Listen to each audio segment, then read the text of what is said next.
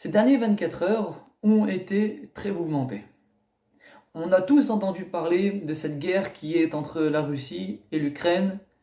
D'un côté les Russes et les Chinois, de l'autre côté l'OTAN, et indirectement une guerre qui depuis 2014, mais aujourd'hui est devenue une guerre d'armes, et qui fait peur, et surtout quand on entend ce que Vladimir Poutine a dit.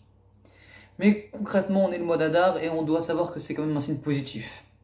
D'autant plus qu'il y a une vidéo où le Shliach Harashi de la Russie est passé devant le rabbi Lubavitch, et le rabbi lui a donné $1 et il lui a dit la grande Russie, Agan c'est Russia, la grande Russie, toute la Russie, et donc c'est pour dire qu'indirectement le rabbi a vu plus loin et quelque part savait ce qui allait se passer dans des années éloignées.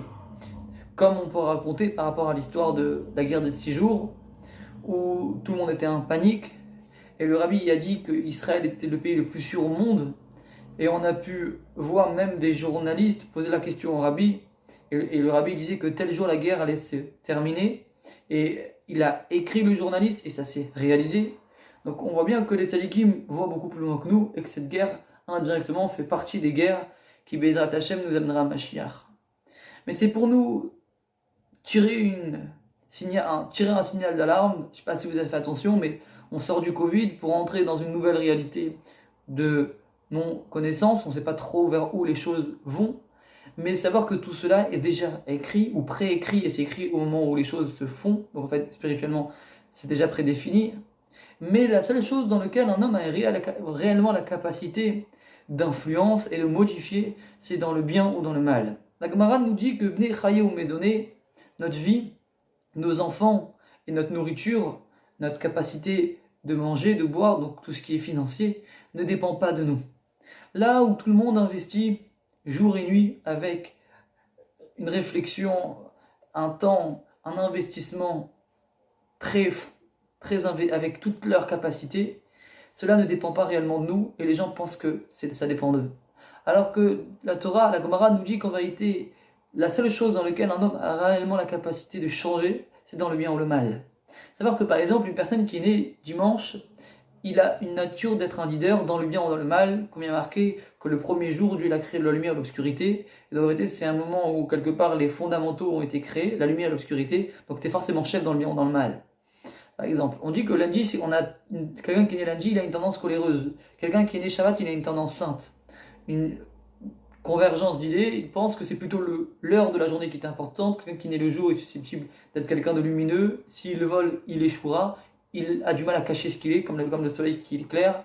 Quelqu'un qui est né la nuit, il va construire, il va détruire. Et il a une tendance plus ou moins cachotier, il s'est facilement caché, et on peut le voir dans des tendances déjà inconscientes, déjà même dans l'enfant, on voit ses traits de caractère, parce que indirectement, c'est ce que Dieu a donné à la naissance et qui va accompagner la personne dans toute sa vie.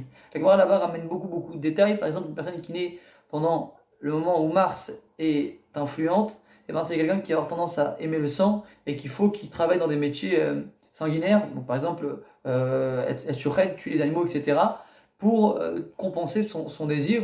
Et même la Gemara là-bas ramène que Rabat était né sous cet astre et dit moi j'ai jamais tué personne, et l'autre lui répond oui t'as tué Rabbi Zera, mais sauf que c'est pas réellement, il a pas vraiment tué, c'est juste par un développement trop grand de la Torah que Rabbi Zera n'a pas supporté et est mort. Cela veut dire qu'indirectement notre nature et la nature du monde et la réalité dont le monde évolue, c'est pas nous qu'on est réellement maître, car on peut en parler autant qu'on veut, ça ne change rien.